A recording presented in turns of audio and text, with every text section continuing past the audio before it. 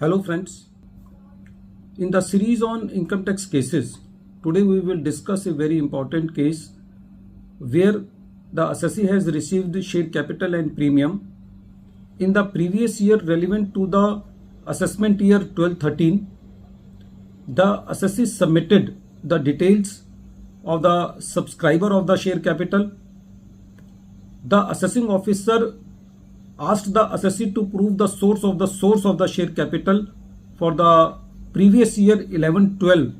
when the provision for explaining the source was not there. So the moot question before the tribunal was that if the assessing officer has made the inquiry by going back to the source entities, so whether in that case the assessee has to prove the source even for the assessment year 12-13 for the share capital. This issue has been taken up by the Ahmedabad ITAT-C bench in the case of Sekhani Industries Private Limited versus Deputy Commissioner of Income Tax. This case is reported in 97 ITR Tribunal Short Note 39 and the date of the judgment is 29th June 2022. The present case relates to the assessment year 12-13. In the present case, the facts were little bit confusing. In the present case, the assessee has received a share capital and premium of an amount of Rs 55 lakh which was received by the assessee from a company L. L has received this money from two persons T and S, and T and S has received this money from L in the form of unsecured loans.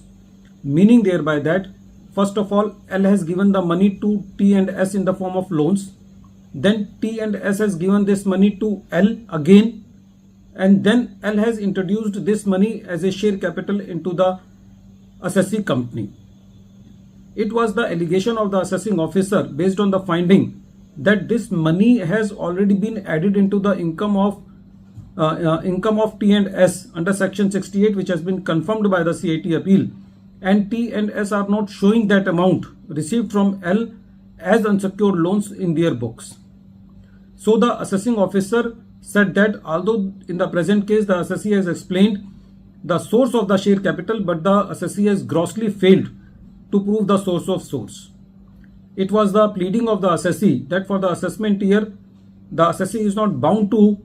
prove the source, so the proviso to section 68 is not applicable to the assessee, but the addition was being made by the assessing officer, which was confirmed by the learned CIT appeal. When the matter came before the tribunal said that in the present case there is no doubt that the present year relates to the assessment year 12-13 for which the assessee is not legally bound to prove the source, but it was the contention of the tribunal that only in those cases the assessee is not have to prove the source before 1st April 2013, where the assessing officer has not done any inquiry, because in the present case the assessing officer has gone beyond the source of the share capital and has brought the evidences on the file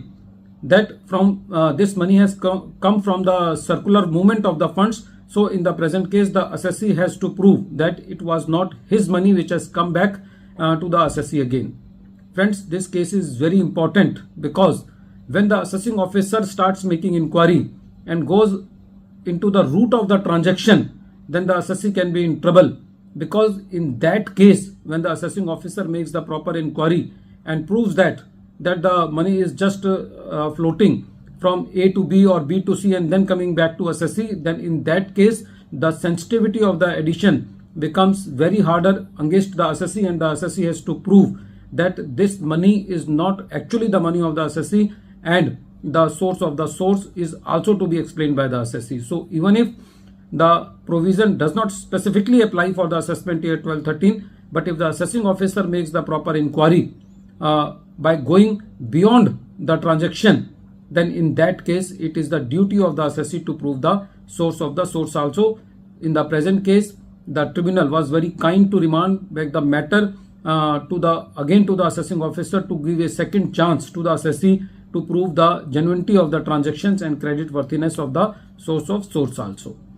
At the end of this video, once again I am repeating the name of the case. The name of the case is Sekhani Industries Private Limited versus Deputy Commissioner of Income Tax, and this case is reported in 97 ITR Tribunal, short notes 39, and the date of the judgment is 29th June 2022. Thank you, friends.